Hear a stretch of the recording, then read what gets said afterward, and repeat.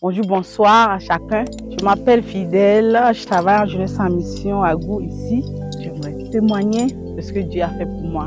J'étais une demoiselle qui ne connaissait pas Jésus et qui a plein de problèmes parce que voilà, j'ai perdu mon père très tôt et j'ai été éduquée par-ci, par-là. Ça fait que mon identité est vraiment basculée. Déjà à 17 ans, j'ai ma première fille. À 20 ans, j'ai la deuxième.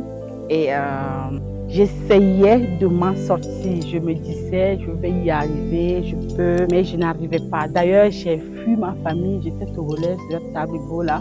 Et j'ai fui ma famille pour aller rester au Bénin. Parce que j'ai honte. Je ne voulais pas que les gens parlent de moi comme voilà, on l'a envoyée à l'école, elle est tombée enceinte, tout ça. Donc j'ai fui. Mais c'est pire parce que je n'ai pas la bénédiction de mes parents, de ma maman au moins qui est vivante. Elle souffrait, elle croyait que j'étais morte.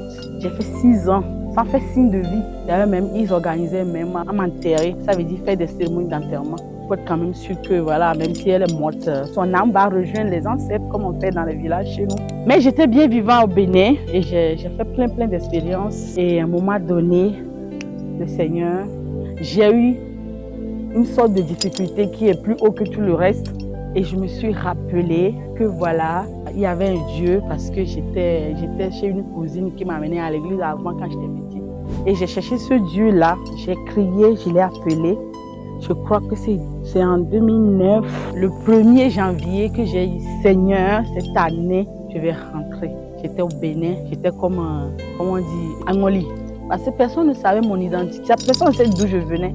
J'étais chez les gens qui disaient hey, arrêtez de la fortuner, arrêtez de la maltraiter parce que vous ne savez même pas si elle est vivante ou bien elle est une morte vivante. Elle peut vous faire du mal, vous ne savez pas. Dans ce temps-là, j'ai prié, j'ai demandé vraiment au Seigneur que je veux rentrer. J'ai jeûné même, j'étais là, j'étais celle qui sert la cuisine aux gens dans la maison où j'étais. Mais j'ai dit je ne marche pas, je prie, je demande au Seigneur de me faire partir. Je vais rentrer chez moi. Et je vous assure, 3 mois plus tard, ma grande sœur qui m'a cherché des années et qui ne sait pas comment faire pour me trouver, a rencontré un ami qui m'a vu quelque part à un moment donné au Bénin, je vous assure, le Seigneur a tout organisé. Et ma soeur enceinte de, je ne sais pas, 6 mois a pris la route pour venir me chercher au Bénin.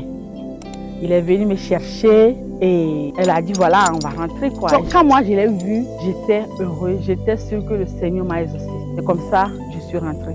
Dans la voiture, il nous a conduit de Ného à chez moi, Tablikbo. Le monsieur a capté la radio des catholiques là. Vous savez que eux, ils prêchent le même évangile chaque dimanche, c'est les mêmes qui sont dans toutes les différentes églises. Donc, le jour là, il parlait de l'enfant prodigue. Il prêchait sur ça. Il parlait de l'enfant prodigue. Et il parlait de comment il est revenu, son papa l'a accueilli. Au fait, quand j'écoutais ça, c'est encore une confirmation que le Seigneur m'a accueilli.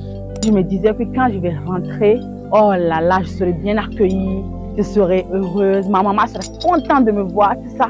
Mais quand j'étais rentrée, ça n'a pas été le cas. Ma maman était attristée quand elle m'a vu parce que j'étais maigrichon.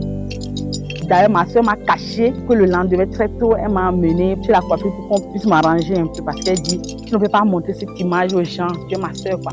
Donc, je me suis dit, le Seigneur, je croyais que ça va être différent, mais c'est pas ça. J'ai été méprisée. Tout le monde me disait, regarde ce que tu as fait de ta vie. Ma soeur m'a même dit que tu vois ta petite soeur, tu vas accepter même de lui nettoyer les chaussures pour pouvoir vivre. Regarde ce que tu as fait de ta vie. C'est vrai, j'ai fait de n'importe quoi de ma vie. Je regrettais, je pleurais. Les 2 enfants avec qui je suis rentrée sont malades parce qu'ils ont changé de l'air, je ne sais pas, du pays. Elles sont sans cesse malades. Ma grande soeur a été quelqu'un qui était vraiment à côté de moi, qui m'aidait, mais qui m'insultait aussi très bien parce que ça la faisait mal de ce que j'ai fait de ma vie. Mais moi, je suis là, je prie, Seigneur, Seigneur, change mon histoire. Je ne sais pas comment ça va se passer, mais je sais qu'il y a un Dieu qui est dans les cieux, qui contrôle et justifie et qui fait toutes choses. Et je priais, je demandais l'aide de ce Dieu. D'ailleurs, si je racontais mon histoire, certaines personnes m'ont dit, oh, toi, tu as raté le mari de ta vie. Ce que tu as fait de ta vie là, tu ne pourrais plus avoir de chance. En tout cas, toutes sortes de choses. Si ça peut aider quelqu'un, qu'on a dit quelque chose qui le hante, peut-être qu'elle se dit, c'est fini pour moi. Il faut qu'il sache qu'il n'y a jamais eu chez Dieu, à un moment donné, le trop tard. Si tu te tournes vers lui, tu seras rayonnant de joie. D'une manière ou d'une autre, il va intervenir dans ta situation. Donc moi, je me suis tournée vers lui. En tout cas, il ne reste que Dieu. Tout le reste là. Si je vais ici, c'est l'injure. Si je vais, c'est l'injure. C'est pas qu'il ne m'aide pas. Il me donne à manger, il nourrit mes enfants. Mais tout le monde est en colère contre moi. je n'ai pas bien réagi. Et je le reconnais. Je priais, je demandais pardon à Dieu. Seigneur, viens m'aider. Même si c'est de l'eau, je vais vendre. Je veux que les gens puissent acheter ce truc, que je puisse nourrir mes enfants. J'étais dans les 22 ans. Oui, ma fille Clémence avait 2 ans. Donc, j'avais vraiment 22 ans.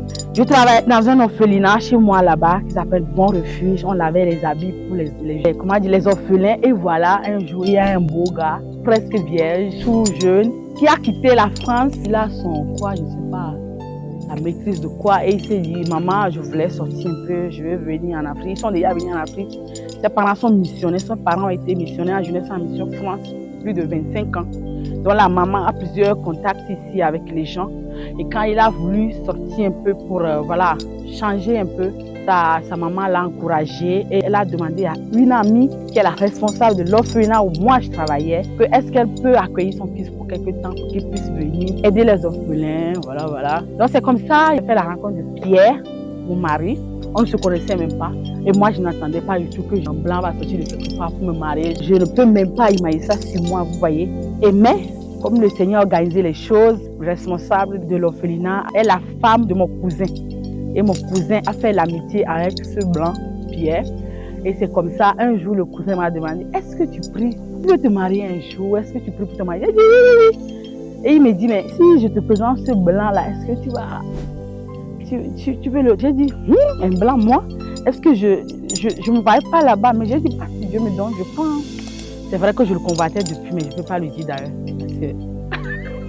Parce que je suis bien amoureuse de lui, mais bah, je sais que c'est pas ma classe, quoi.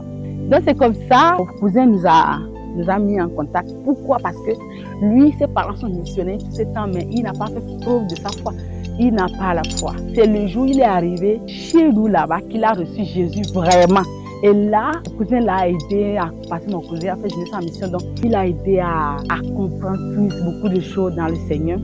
Et il a dit maintenant, quel est ton objectif de vie? Qu'est-ce que tu fais? Et il a dit, moi, je veux me marier. Je veux commencer par là parce que, voilà, il a vu qu'il a besoin de ça.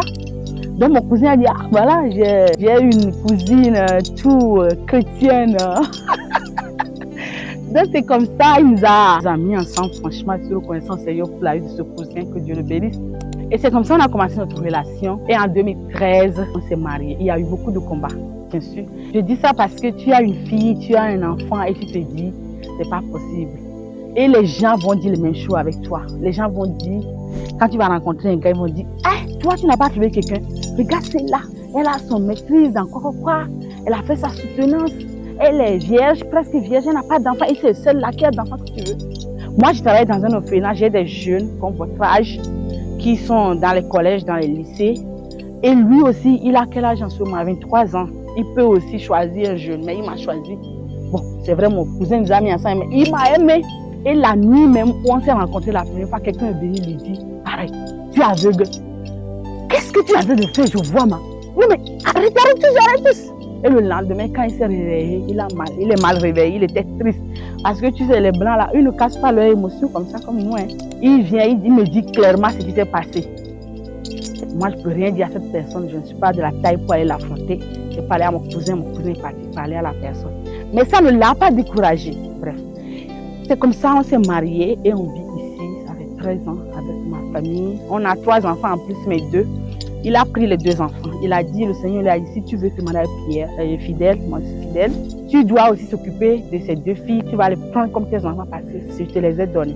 Et oui, il les a pris. En tout cas, si tu vas dans notre famille, tu ne sauras pas. Il n'y a pas cette différence. C'est seulement la peau qui est différente parce que les derniers sont des métis et les 2 premières, elles sont teintes noires comme moi. Donc voilà. Donc voilà un peu mon histoire. J'espère que ça va encourager quelqu'un. Alors, je vous aime de l'amour du Seigneur. On est ensemble. Peace.